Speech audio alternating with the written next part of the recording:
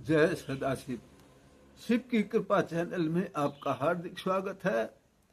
परम पिता परमात्मा सदाशिव की असीम कृपा आप और आपके परिवार पर सदैव बनी रहे, इसी प्रार्थना के साथ आज बात करेंगे कि मनुष्य जीवन का लक्ष्य क्या है और हमें इसे कैसे प्राप्त करना होगा, इसे प्राप्त करने के लिए क्या करें। तो मनुष्य जीवन का लक्ष्य एक ही होना चाहिए और एक ही है, परम पिता परमात्मा सदाशिव की कृपा प्राप्त करना, अपना कल्याण करना, दूसरों का भी कल्याण करना। तो परम पिता परमात्मा की शिव की कृपा प्राप्त करने के लिए हमें लगातार प्रयत्नशील रहना चाहिए, लगातार प्रयास करना चाहिए, दूसरे व्यसनों में उलझना नहीं चाहिए। तो इसके लिए हमें कहानी सुनते हैं और उससे हमें ये ज्ञान मिलेगा कि हम कैसे अपने लक्ष्य को प्राप्त करेंगे। तो एक राजा था, उसके कोई संतान नहीं थी।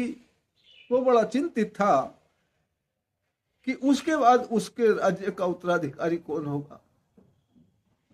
अब उसने इस समस्या का हल अपने गुरु से जानना चाहा। गुरु से पूछा कि हे गुरुदेव, इस समस्या का कोई हल बताइए कि मेरे बाद मेरे राज्य का उत्तराधिकारी कौन होगा। गुरुजी ने कहा, हे राजन, चिंतित ना हो, अपने राज्य से किसी व्यक्ति को, कुशल व्यक्ति को अपने राज्य का उत्तराधिकारी बना दीजिए। राजा की बात समझ में आई और उसने मंत्री को बुला करके कहा कि मंत्री, राज्य में घोषणा करवा दो कि जो भी कल शाम तक मेरे पास पहुंचेगा, राजा के पास पहुंचेगा, वही इस राज्य का उत्तराधिकारी बने।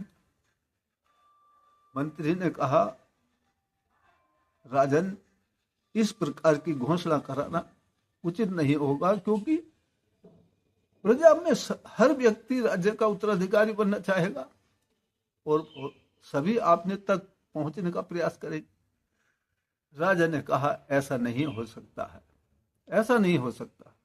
हर व्यक्ति मेरे तक नहीं पहुंच पाएगा।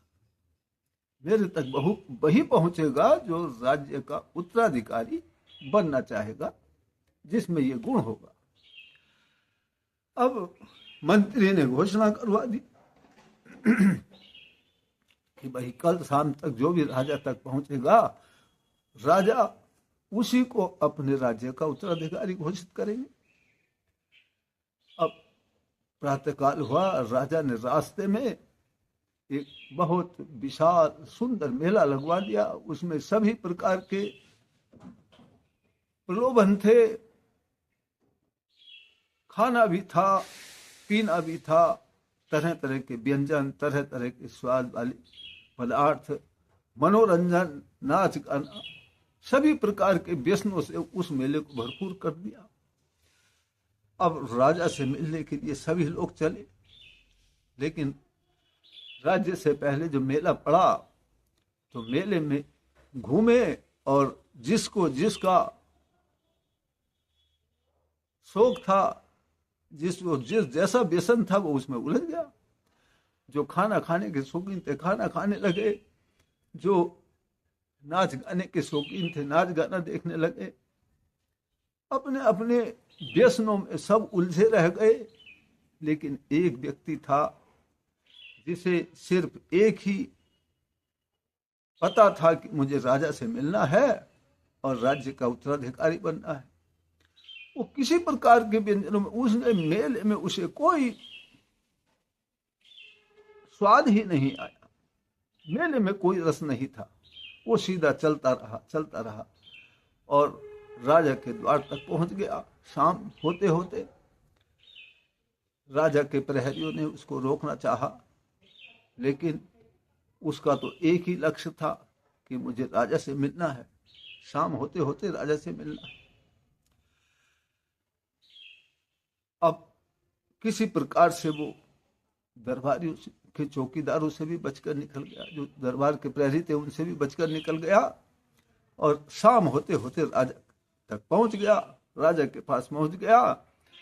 राजा उस व्यक्ति को देखकर बहुत ही प्रसन्न हुआ और बोला, तुम वाकई में राज्य के उत्तराधिकारी बनने लायक हो, और राजा ने उसको अपने राज्य का उत्तराधिकारी बना दिया।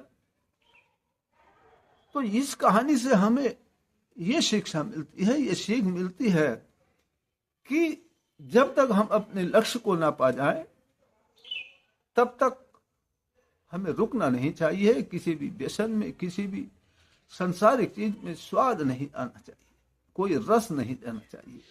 अपना लक्ष्य प्राप्त करके ही हमें रुकना चाहिए, आराम करना चाहिए। तो जिस दिन हम अपने लक्ष्य को प्राप्त कर लेते हैं, हमारा कल्याण हो जाता है, और हमारे लक्ष्य वही होना चाहिए, परम पिता परमात्मा सदाशिव की कृपा प्राप्त करना।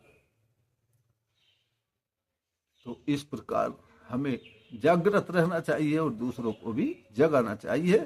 परम पिता परमात्मा सदाशिव की असीम कृपा हम सभी को अपने लक्ष्य तक पहुंचाए।